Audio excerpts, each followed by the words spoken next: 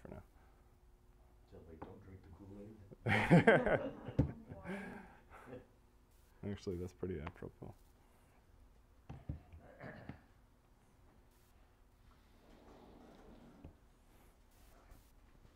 Today we're going to talk about acceptance and different aspects of that word. Like a lot of jargon in Buddhism, words can be used in a lot of different ways and then misused in a lot of different ways, and then also just become confusing and lose their meaning. So we're going to look at it in a few different ways today, and hopefully some of them are going to resonate with you. The thing that I think is really important about this word acceptance is that it ties together a lot of different aspects of our practice.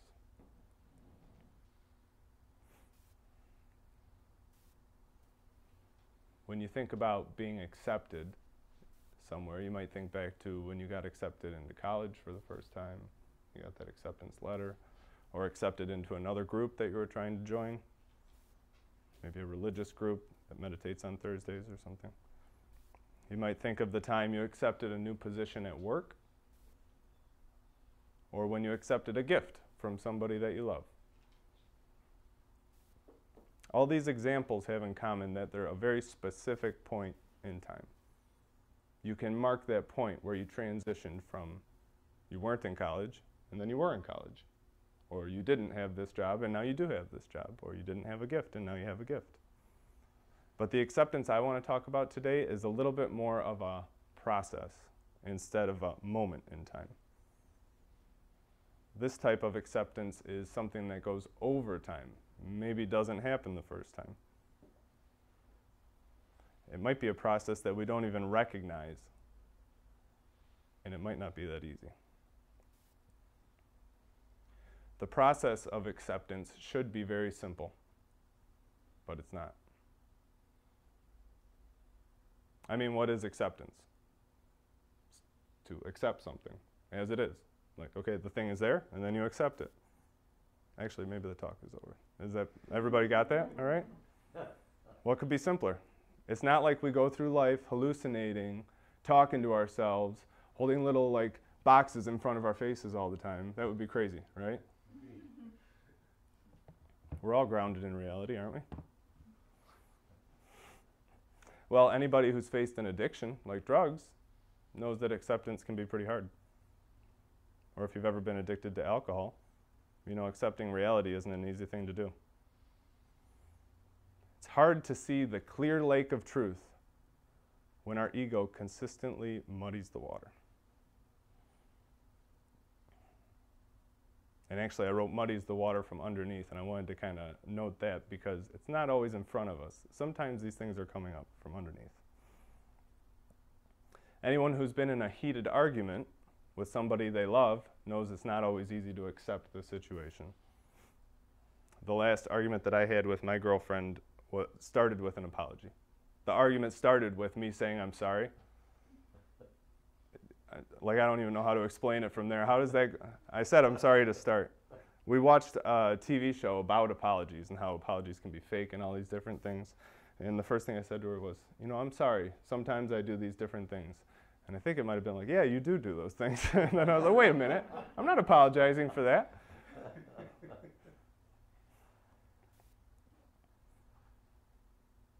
As you look at all those names on the altar over there, anybody who's lost somebody knows that accepting reality can be a very hard thing to do.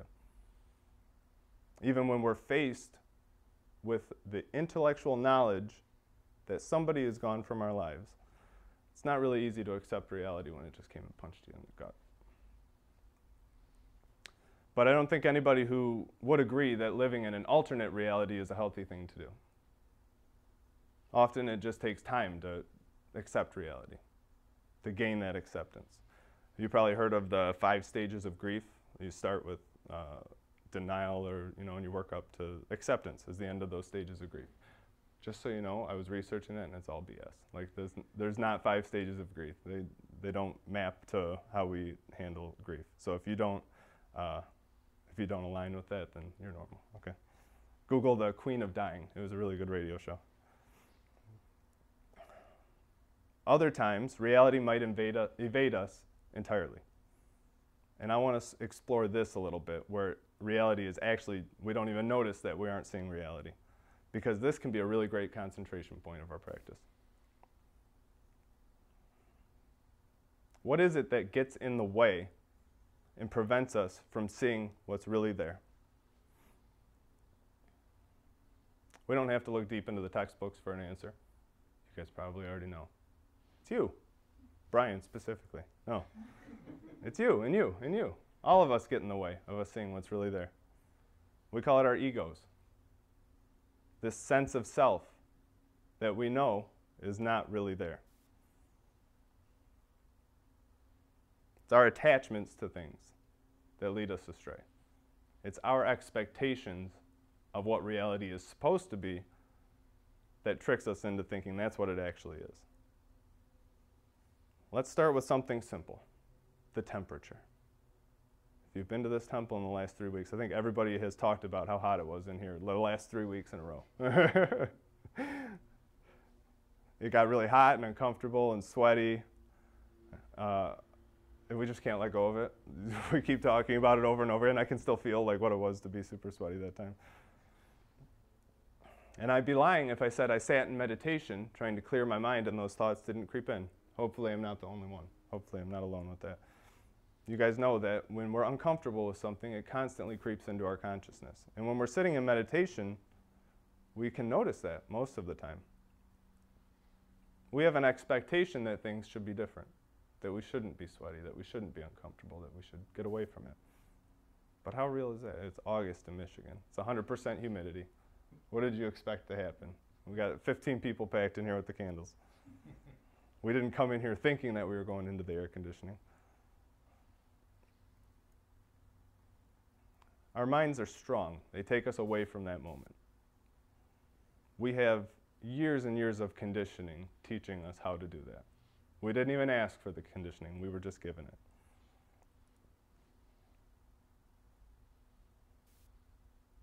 To be fair, avoidance of those situations can be a good coping mechanism.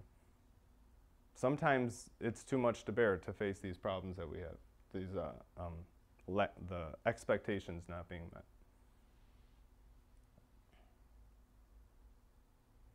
But you'd be surprised, well, maybe you wouldn't be surprised, how much a small discomfort can cloud your worldview. How much it can change the way you react to a situation. Maybe in a way that it doesn't even feel like it's you reacting anymore. I really want to drink that, and I told myself this is part. I'm going to finish the talk before it gets cold, okay? I work in sales. I work in a retail spot, and I go to people's houses and sell them things. I work in landscaping. I go and I diagnose trees and like help them to fix their problems. And can you guess who my major clientele is? Older people mostly. And I'm going and helping people, talking to them about what they want to do with their yard, trying to get information from them, talking to them about what we need to do to fix things. And my personality might be a little bit more towards the let's expedite this process, let's get you the information, I got a lot of people to see, let's do this. And more often than not, it turns into 1 or 2 hours of talking about things that happened in our family this week, or you know, this is how the yard used to look, and this is, I love this flower, let me show you this flower over here. And if you can't tell, I sometimes get annoyed by that. I'm not proud. You probably can understand. I'm here to do a job, and my job is to do it quickly. I don't have all day. Other people are waiting on me too. But that kind of annoyance creeps in. It's not just one annoyance, it's many things. Maybe I haven't eaten lunch yet. Maybe I have a busy day. Maybe something bad happened at work. And now I'm standing in front of somebody, sharing something personal with them. They offered it to me. I didn't even ask for it. And I'm missing how beautiful this situation is. How wonderful it is just to have somebody that wants to share themselves with you, that wants to share a little bit about who they are. Often invited me onto their property to show me the plants that they're very proud of, you know, and wants my opinion about what they should do.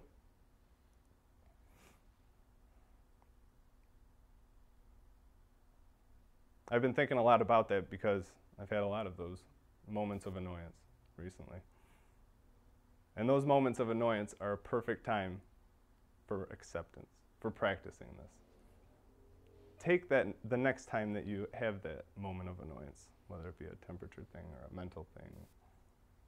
Notice it. It might be as far as we get, but notice it. That's what this whole meditation thing is really about. It's about uncovering the reality of our situation and asking, what is it? What is it? What is this? It's about facing ourselves, who we really are, not who we expect that we are, not who we expect that everything else is, but who we really are. I've got a question for you. How do you see the world before you see it? Kind of sounds like bullshit, right? Here's what I mean. How are we seeing the world before our ego clouds the world? We have these years of conditioning, right? We all practice accepting things. We don't want to not accept reality. But we have these years and years of conditioning that cloud our judgment. We might think we've accepted something, but we've really become even more deluded if you drink the Kool-Aid, right? For instance, have you ever thought you knew who you were? And then you think you know your morals, you think you know where you stand, and later in life you find out that's not who you were? Anybody ever had that happen? Might take days, months, years. We have an expectation about what we would do in a stressful situation, right? And then sometimes you actually get to face that stressful situation, and what do? Sometimes we're not that person we thought we were. But that is a great learning opportunity, isn't it? If you do have that little bit of dust in your eyes and you wipe it away, you can see who you really are in that situation. You can accept the reality that it wasn't what you expected. Has anyone here ever gotten older?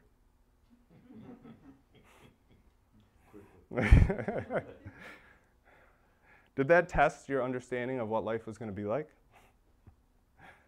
Sometimes it's hard to accept that things change as we get older, right? We aren't as capable. Life can go places we didn't expect it to go. If we tend toward avoidance, our expectations can really kick us in the ass. We could get to the grave and still be clinging at something that was never there. We could still be grasping for a life that we never had and missing the life that we do have. In Buddhism, we ask you to accept some things. Sounds a little scary. We don't usually say that in here. There's some things you need to accept, but I think in Buddhism it's pretty easy pill to swallow. Just a sidebar. I was reading the Bible the other day for some inspiration. I started on page 1, Genesis, right? God created the earth. He created light first, then he created the earth, and then the stars somehow. I don't know how that worked. And then he created a man, and then he created a woman, and then the tree happened, and the serpent came in, and then they had a kid, and then the kid killed the other kid, and then already God is ready to wipe the earth. That was chapter 4. I read like 3 pages, and all that stuff happened in there.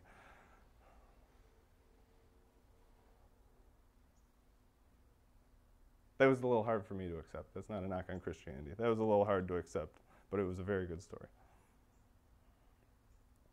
In Buddhism, we ask you to accept some things like, and I don't know anybody that's ever argued this point, but there is suffering in the world. Does anybody feel like maybe that's not true? I've never met anybody that would say that's not true. There is suffering in the world. Pretty darn clear to me. Easy to accept. But true acceptance, different type of acceptance, that is free from these delusions, true acceptance moves beyond the intellectual understanding that suffering is in the world. And I say this word, internalizes it. Internalizes what it is to accept that truth, that there is suffering in the world. It's not something we reason, but it's more like something we feel. We know suffering. Everybody in here knows suffering. Try to imagine what it feels like to see the color red before you knew it was red. What does it feel like to feel anger before you say, I'm angry? What's it like to see a clear path before you decide to walk it?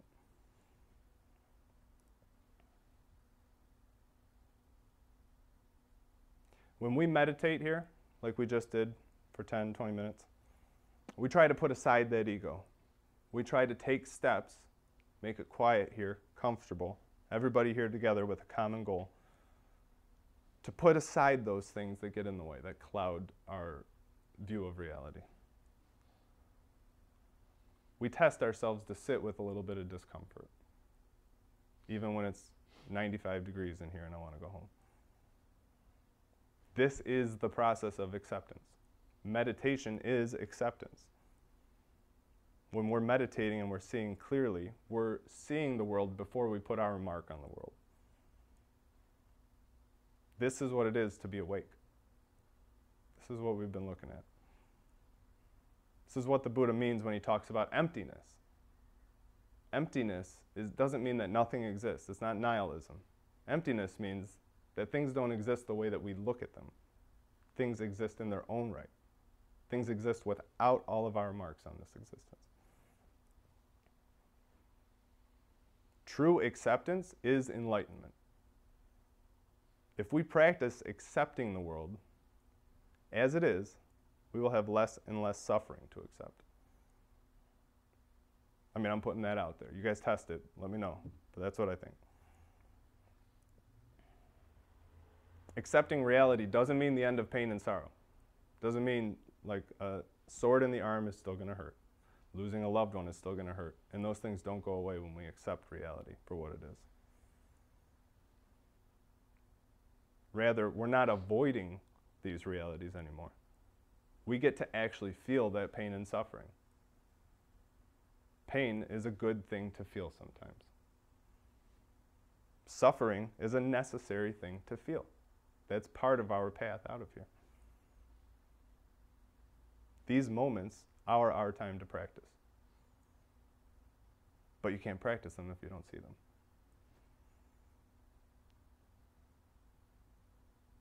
So I'm going to ask you, who are you when you take away all the ego?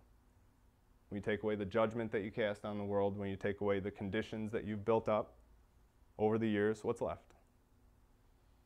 There's a great Buddhist koan, says, what was your face before your mother was born?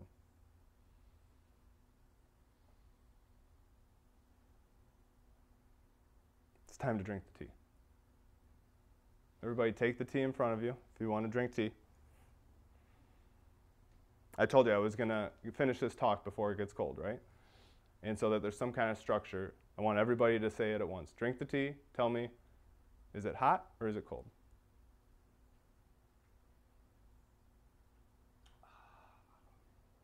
Go ahead. It's lukewarm.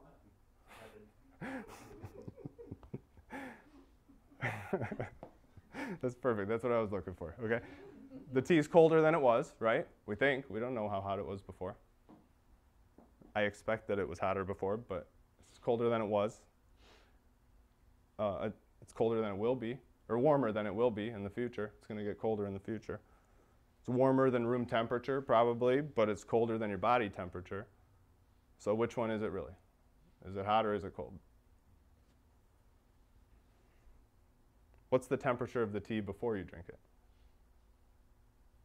So ask me, is the tea hot or cold?